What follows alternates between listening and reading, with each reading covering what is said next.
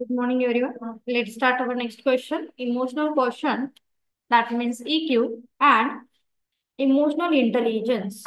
So, emotional quotient is a busy word in the recent time. The term emotional intelligence was popularized in 1995 by psychologist and behavioral science journalist Dr. Donald Goleman in the books of emotional intelligence. Okay, emotional intelligence मध्ये त्यांनी ही information काय केलेली आहे, provide केलेली आहे. So Dr. Goleman described emotional intelligence as a person's ability to manage his feeling. तो emotional इंटेलिजन्सचा keyword काय सांगितला होता? Emotional intelligence means a person's ability to manage his feeling. Okay, so keyword लक्षात ठेवा. Emotional intelligence means person's ability to manage his emotional so that those feelings are expressed appropriately and effectively. जे आपल्या feelings आहेत ते आपल्याला appropriately present करता आल्या पाहिजेत आणि इफेक्टिव्हली जेव्हा आपण प्रेझेंट करतो तेव्हा आपला इक्यू हा हायर आहे असं आपण म्हणतो. किंवा जर तुम्हाला एक्सप्रेस करता येत नसेल तुमच्या फिलिंग्स तर तुमचा इक्यू हा लोअर आहे असं अज्युम केलं जातं. So according to Goleman, emotional intelligence it is the largest single predictor of success of the workplace. तर इमोशनल इंटेलिजन्स हा HRM मध्ये का बरं इम्पॉर्टन्स आहे? कारण एखाद्या एम्प्लॉईचा EQ हा हायर आहे की लोअर आहे याच्यावरून तुमचा सक्सेस ऑफ वर्कप्लेस काय केला जातो तर डिफाईन केला जातो. That's why emotional intelligence important. The ability to manage emotion is to measure through the emotional question. आणि तुमची ॲबिलिटी काय आहे, तुम्ही ती कशी प्रेझेंट करताय किंवा तुमचे इमोशन कशा प्रेझेंट करताय याच्यासाठी इमोशनल क्वेश्चन काय केला जातो तर यूज केला जातो. फॅक्टर्स बघूया कोणते आहेत त्याच्यामध्ये. Denial Goleman's model emotional intelligence. So in the books of E.L. Denial Goleman, American psychologist has developed framework of 5 elements that define emotional intelligence. Okay, तर तुमचा इमोशनल इंटेलिजन्स चे काही एलिमेंट दिलेले आहेत त्याच्यावरून आपण जज करू शकतो की एम्प्लॉईचा EQ किंवा एम्प्लॉईचा EI कसा आहे हे आपण बघू शकतो. सो फर्स्ट एलिमेंट आहे self awareness. So it is the ability to know one's emotion, strength, weakness, drive, value and goals and recognize their impact and other. म्हणजे आपण सेल्फ अवेअर किती आहोत याच्यावरून आपला EQ काय केला जातो तर काउंट केला जातो. सो बेसिकली मग त्याच्यामध्ये तुमचे स्ट्रेंथ पॉइंट, वीकनेस पॉइंट, तुमचे व्हॅल्यू, एथिक्स ह्या सगळ्या गोष्टी इन्क्लूड्स असतील. People with high emotional intelligence are usually very self-aware. So, simply लक्षात ठेवा. ज्यांचा इमोशनल इंटेलिजन्स हाय आहे ते पीपल कसे असणार आहेत? सेल्फ अवेअर असतील. म्हणजे आपण आपल्या सगळ्या गोष्टीबद्दल, आपल्या स्ट्रेंथ पॉइंट बद्दल आपण अवेअर आहोत, आपल्या वीक पॉइंट बद्दल आपण अवेअर आहोत, आपले व्हॅल्यू, आपले एथिक्स आपण जिथे पाळतो त्याला आपण म्हणतो high emotional intelligence. Okay, they understand their emotion and because of these they don't let their feeling rule them. Developing self-awareness can help one to recognize when he is stressed or under pressure. तर बऱ्याच वेळी corporate सेक्टरमध्ये stress बघितला तर कसा असतो तो जास्त असतो. त्यामुळे HRMच्या अंडर किंवा HRच्या अंडर हा प्रत्येकाचा EQ कसा आहे किंवा इमोशनल इंटेलिजन्स कसा आहे हे काय केलं जातं तर आयडेंटिफाय केलं जातं. म्हणजेच एखाद्या एम्प्लॉईचा सेल्फ अवेअरनेस जर जास्त असेल वी कॅन डिफाईन की त्या एम्प्लॉईचा EQ हायर आहे. Okay, next self regulation. Self regulation. This is the ability to control emotion and impulse. Okay, so इथे सेल्फ रेग्युलेशन मध्ये तुम्ही तुमच्या इमोशनला किती कंट्रोल करताय आणि इम्पल्स करताय याला आपण सेल्फ रेग्युलेशन असं म्हणू शकतो. People who self regulate typically don't allow themselves to become too angry or jealous. लक्षात ठेवा, सेल्फ रेग्युलेट म्हणजे काय हो तर आपण आपले इमोशन कंट्रोल करणं सिंपली. म्हणजे की कोणावरती जलस न होणं किंवा जर जलस झाला तर ते दिसता कामा. ओके, अशा पद्धतीने त्याला आपण म्हणतोय self regulation. Okay, self regulation and self regulatory. And jealous किंवा अँगर हा कसा असला पाहिजे, बेसिकली हा फार कमी असतो, म्हणजे जेलसी किंवा अँगरनेस हा कमी असणार आहे, ज्याचा EQ हा कसा असेल, जास्त असेल. ते do not make impulsive careless decision, म्हणजे कोणताही डिसिजन ते असेच घेणार आहेत का हो, ज्यांचा EQ हाय आहे, नाही, तर ते खूप विचारपूर्वक काय करतील, त्यांचे डिसिजन हे घेऊ शकतात. ते थिंक बिफोर ऍक्ट, म्हणजे बऱ्याच वेळी असं असतं ना की अरे मी बोललो पण माझ्या लक्षातच नाही मी असं बोललो, असं होतं आपल्या डे टू डे लाईफ मध्ये सुद्धा. आपण बऱ्याच वेळी न विचार करताच काय करतो, बोलतो. तर ज्यांचा EQ हाय आहे ते नेहमी कसे असणार आहेत, तर कोणताही विचार करताना किंवा कोणत्याही गोष्टीत स्वतःला प्रेझेंट करताना किंवा एक्सप्रेस होताना they think before act. Okay, act करायच्या आधी ते विचार करतात की आपण जर बोललो किंवा आपल्या जर ह्या ऍक्शन असतील तर त्याचा इम्पॅक्ट समोरच्यावरती काय होऊ शकतो. Okay, this is called the self regulation. Characteristic of self regulation are thoughtfulness, comfort with change, and integrity and ability to say no. So very important thing, काय काय कॅरेक्टरिस्टिक सांगितलेत लक्षात ठेवा. जर तुम्ही सेल्फ रेग्युलेट आहात तर तुमच्यामध्ये पहिली कॅरेक्टरिस्टिक असली पाहिजे थॉटफुलनेस, मला माझ्या स्वतःचे विचार आहेत. ओके, हे असं आहे असं नाहीये, this is that means what is right what is wrong, माझे प्रत्येकाचे इथिक्स काही असणार आहेत. कम्फर्ट विथ चेंज, म्हणजे काहींचं असं असतं ना ज्यांचा EQ कमी आहे त्यांना बिलकुल चेंज नाही आवडत, काही चेंज सांगितलं ना तर ते एक्सेप्ट नाहीत करत पटकन. तर ज्यांचा EQ हा बेस्ट आहे, जास्त आहे, हायर आहे, they can easily accept any change and as well as comfort with specific change. Okay, एखादा चेंज झाला तर ते तिथे सुद्धा इझिली काय होतात, तर फॅमिलर होतात, त्याला आपण म्हणतो त्यांचा EQ हा जास्त आहे. ऍज वेल एज इंटिग्रिटी, सगळ्यांसोबत एकत्र काय करू शकतात, ते काम करू शकतात. And most important thing is ability to say no. Okay, म्हणजे एखादं काम करायचं नसेल, एखादं काम करायचं असेल तर ह्या सगळ्या गोष्टीमध्ये तुम्हाला नो म्हणायची सुद्धा ॲबिलिटी ही असली पाहिजे. बऱ्याच वेळी कॉर्पोरेट सेक्टरमध्ये आपण अंडर प्रेशर फार काम करतो, तर असं न करता तुम्ही तुमची हेल्थ कंडिशन, तुम्ही तुमची कपॅबिलिटी, तुम्ही तुमच्या एफर्ट्सची लेवल, ह्या सगळ्या गोष्टीचा विचार करून तुम्हाला नो सुद्धा म्हणता येणं गरजेचं. Clear second point, self regulation.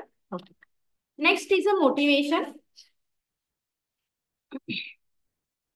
Point number 3, motivation.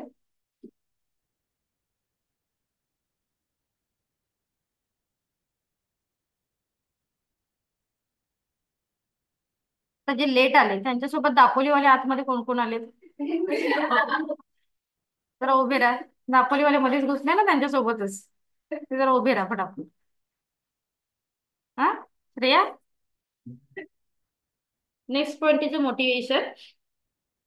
Motivation includes all internal and external factor. Motivation मध्ये काय असणार आहे, इंटरनल आणि एक्सटर्नल फॅक्टर असते which induce a person to take particular course of action. जसं आपण म्हणतो की आपण किती मोटिवेट आहोत याच्यावरती आपल्या ऍक्शन्स ह्या काय असणार आहेत, डिपेंड्स असतील. People with high degree of emotional intelligence are usually motivated. म्हणजे असं तुम्हाला वाईस वर्सा थिंक बघायला नाही मिळणार की याचा EQ जास्त आहे आणि तो फार काम करायला तयार नाही, म्हणजे डिमोटिवेटेड आहे, असं नाही. त्याचं मोटिवेशन हाय आहे, दॅट मीन्स त्याचा EQ सुद्धा काय असणार आहे, हाय असणार आहे. Then people with high degree of emotional intelligence are usually motivated and they are always highly productive, love a change, challenge, love challenge and very effective in whatever they do. म्हणजे सगळ्यात ज्या ज्या गोष्टी त्याला सांगितल्या जातील तो खूप विलिंगली किंवा ऍक्टिव्हली पार्टिसिपेट होऊन आणि प्रोडक्टिव्हिटी काय करणार आहे त्याची तिथे देईल. That means employees are motivated आणि त्याचा EQ सुद्धा काय असणार आहे, तर high. Clear. Next, empathy. So empathy is the ability to identify with and understand the want, need and viewpoint of other people. लक्षात ठेवा, empathy is a different concept and sympathy is a different concept. Okay, emotionally एखाद्याला sympathy दाखवणे, this is not a part of empathy.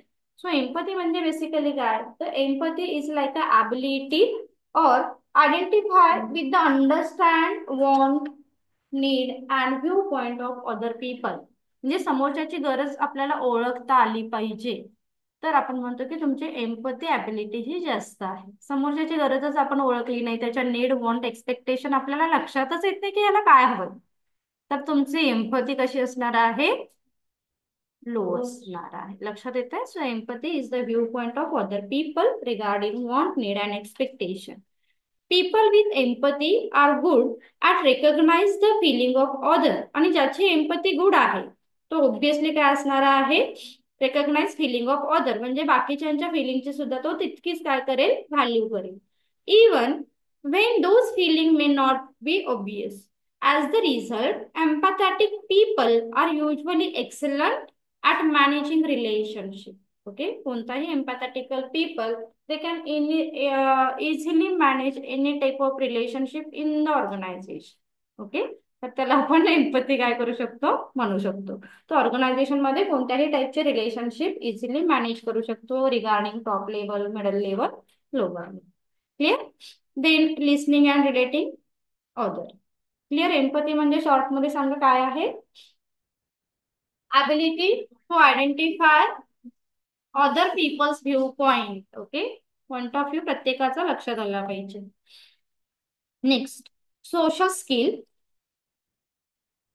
So this means proficiency in managing relationship, building network, and ability to find common ground and build rapport. Okay, म्हणजे social skill सुद्धा organisation मध्ये खूप महत्वाचं आहे. आता तुम्ही हा विचार करा की हे HRM मध्ये का बरं आपण लर्न करतोय, म्हणजे जिथे आपण फक्त आपला एक काय आहे, की पॉइंट आहे HRM मधला. कोण की पॉइंट आहे आपला, बोला, एम्प्लॉईज. ओके, सगळ्या गोष्टी ह्या कोणाच्या इर्गिर फिरत आहेत, एम्प्लॉईज. ओके, सो एम्प्लॉईज काय आहे, कसा आहे, त्याचा EQ कसा आहे, त्याचा IQ कसा आहे, या सगळ्या गोष्टी those are directly influence on organisational productivity. That is why आपण ह्या सगळ्या गोष्टीचा डिटेल अभ्यास करणं गरजेचं आहे. फक्त त्याला अपॉइंट करणं, सॅलरी देणं आणि काम करून घेणं, दिस इज नॉट अ HRM. लक्षात ठेवा. सो HRM मध्ये त्याच्या स्ट्रॉंग पॉइंट पासून, वीक पॉइंट पासून त्याचं सोशल स्किल कसं आहे हे सुद्धा काय केलं जातं, तर बघितलं जातं. राईट.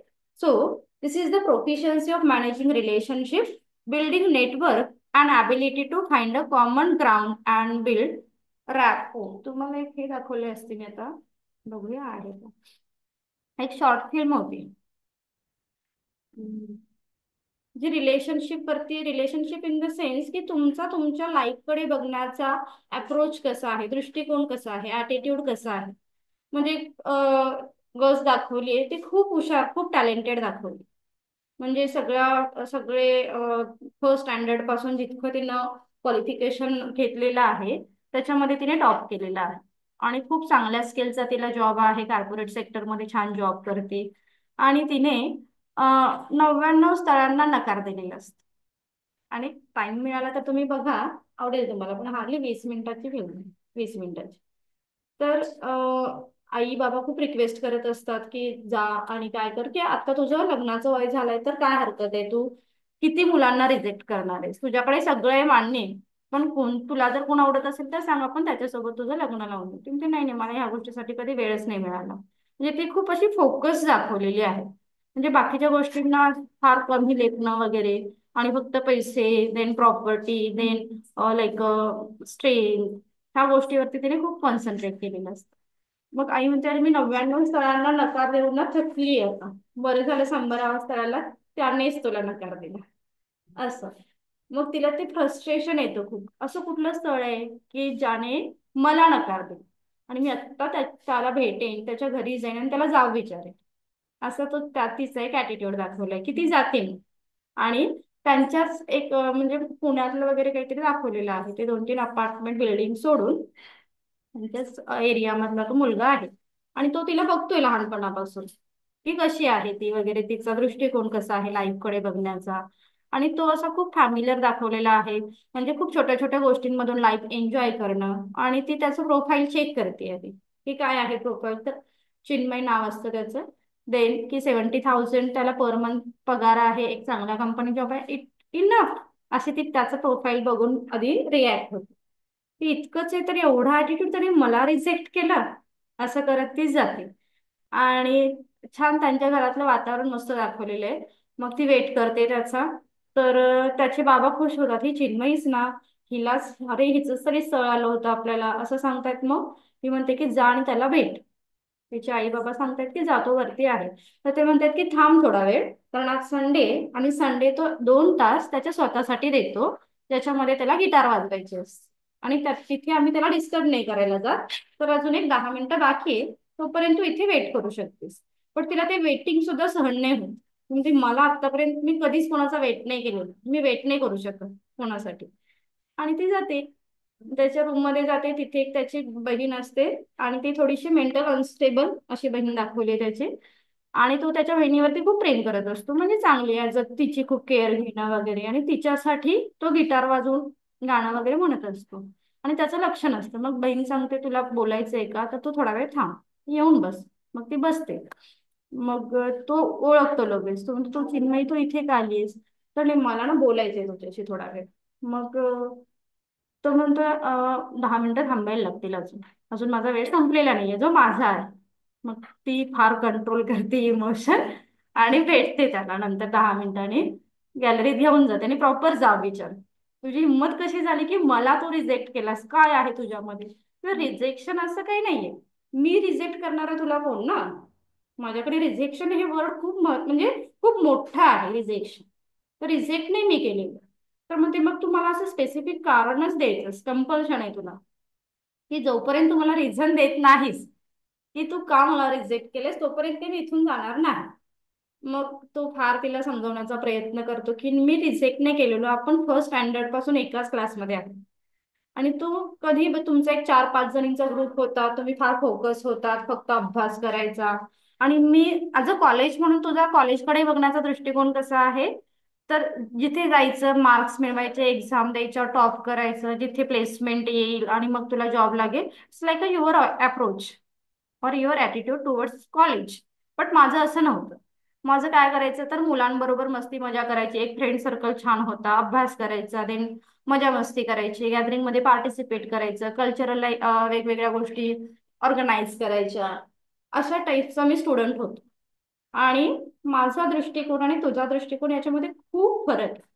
म्हणजे तरी मला हे काही रिझन नाही ना रिजेक्ट करण्याचं. तर तरी तो त्याला सांगते की रिजेक्ट हे वर्डिंग नको यूज करू. तरी ती ऐकत नाही. ती म्हणते आपण काय करूया, तू ना एक्सेप्ट कर, म्हणजे मला काही प्रॉब्लेम नाहीये असं सांग. पण तो म्हणते छे छे, मी एक्सेप्टच नाही, म्हणजे मला तुझ्याशी लग्न आहे, विचार कर, तुझ्याशी लग्न असं. मग तिला अजून त्याच्या इन्सल्ट झाल्याचं फिलिंग होतं की अरे, म्हणजे असं कसं बोलू शकतोयस तू ना, म्हणजे तू म्हणते तू खूप फोकस आहेस, तुझा ऍटिट्यूड वेगळा आहे, माझा ऍटिट्यूड वेगळा आहे. माझं ह्याच जगात मी खूप खुश आहे. आणि तुला आता सुद्धा तिचं डिस्कशन घरी चालू असतं की इतका मोठा त्यांचा फ्लॅट असतो, तरीही तिला आई बाबांना घेऊन दुसऱ्या एका ठिकाणी शिफ्ट व्हायचं असतं. कारण अगेन तिने एक मोठा 3 BHK 4 BHK काहीतरी समथिंग बुक केलेला असतो वगैरे, तिथे स्विमिंग वगैरे पूल सगळं अशा फॅसिलिटी असतात. पण ते हा विचार करत नाहीत की जर आपण दिवसभर बाहेर पडलो तर आई बाबाचं एक इमोशनल कनेक्शन आहे बाकीच्या लोकांसोबत, ते तिथे नाही मिळणार. म्हणजे ह्या छोट्या छोट्या गोष्टीचा ते कधी विचार करत नाही. तिला फक्त मोठं व्हायचं असतं, आणि मोठा एक ऍटिट्यूड तिने हे असं बिल्डअप केलेलं असतं. तरी तिला सॅटिस्फॅक्शन नाही मिळत हं. नाही, म्हणजे काही झालं तरी तू मला ऍक्सेप्ट करच, आणि मी फोन करून सांगणार की मी तुला रिजेक्ट करते असं. ते म्हणजे पण असं का? तर त्याला काही फारसा फरक नाही पडत. तो म्हणजे असं का? नाही नाही म्हणतोय, तू माझ्या म्हणजे मी सांगते म्हणून तू एवढं तरी कर. तर ते म्हणतोय बरं. म्हणजे नाहीतर तुझ्या लाईफ मध्ये असा काय फरक पडणार आहे, म्हणजे मी तुला रिजेक्ट केल्यामुळे. मग तो असं विचार करतो, काय मुलगी आहे यार असं. असं देन नंतर घरी खाली जातो, आणि घरच्यांना सांगतो की आई मला काही, म्हणजे मी नकार नाही दिलेला ह्या स्थळाला. मग घरचे खुश होतात, त्याच्या घरचे खुश होतात. त्याला काय, त्यांना वाटतं की ह्याला आवडली आता लग्नाची सुरुवात करायला, हरकत नाही तयारी वगैरे. आणि बाकी सगळे तिचे कौतुक वगैरे करतात, खायला देतात वगैरे, आणि हे दोघं असे बघतायत. देन मग घरचे म्हणतात जा तिला निदान लिफ्ट पर्यंत सोडून वगैरे, मग तिच्या हातात खायला वगैरे देतात, ती जाते. आणि नंतर मग असं दाखवलंय की हा आता ती घरी पोहोचल्यानंतर हा होय म्हटलेला आहे, आणि तिने मग रिजेक्शनचं एक त्याला हे केलेलं आहे कॉल.